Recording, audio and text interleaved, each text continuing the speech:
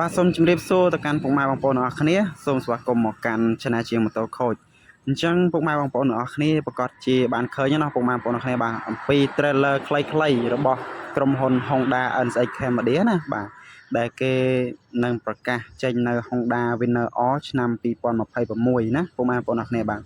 អញ្ចឹងសម្រាប់ Honda Winner R ស៊េរីឆ្នាំ2026នេះក្រុមហ៊ុន Honda NSX Cambodia គាត់នឹងនាំចូលមកចែកចាយនៅក្នុងប្រជាណាចក្រកម្ពុជាណាពុកម៉ែបងប្អូនគ្នាបាទអញ្ចឹងនៅពេលដល់ខ្លីខាងមុខទៀតនេះបាទគឺនាំចូលមកកាន់ប្រជាណាចក្រកម្ពុជាហើយបាទអញ្ចឹងសម្រាប់ម៉ូតូនេះអ្វីដែលខុសប្លែកពីម៉ូតូ Honda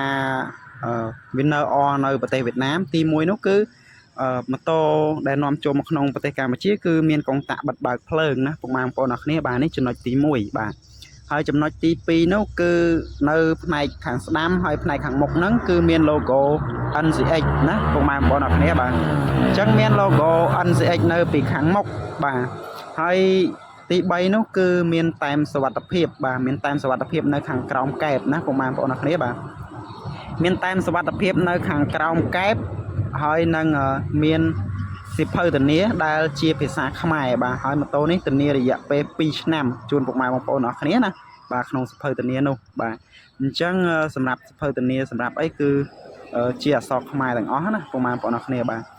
ញ្ចឹងនេះគឺជាចំណុចខុសប្លែកហើយម៉ូតូនេះប្រើប្រាស់ Smart Key ចំនួន2គ្រាប់ណាពុកម៉ែបងប្អូនអរគ្នាបាទហើយប្រើប្រាំង ABS ផងដែរបាទអញ្ចឹងកម្លាំងម៉ាស៊ីនរបស់វាគឺ 150cc ទេណាពុកម៉ែបងប្អូនអរគ្នាបាទអញ្ចឹងនេះគឺជា spec របស់ក្រុមហ៊ុន Honda NCX ណាបាទហើយលេខតួលេខម៉ាស៊ីនក៏ខុសពី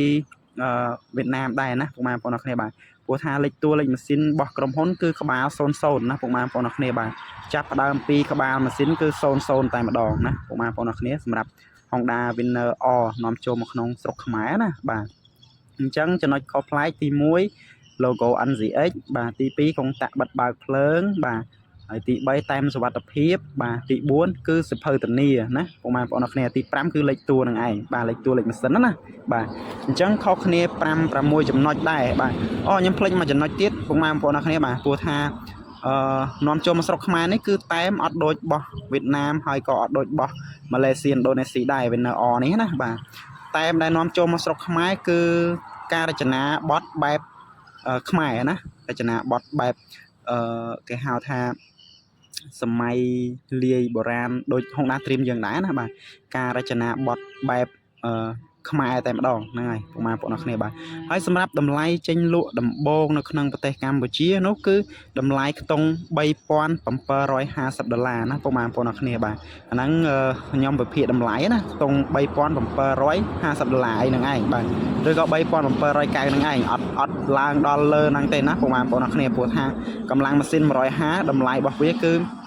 ប៉ុណ្ណឹងឯងអស់ខ្ពស់ហើយណាពុកម៉ែបងប្អូនគ្នាហ្នឹងសម្រាប់ពេលចេញដំបូងណាបាទ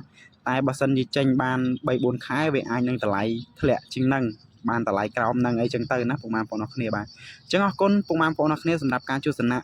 នាសូមជម្រាបលាបាទ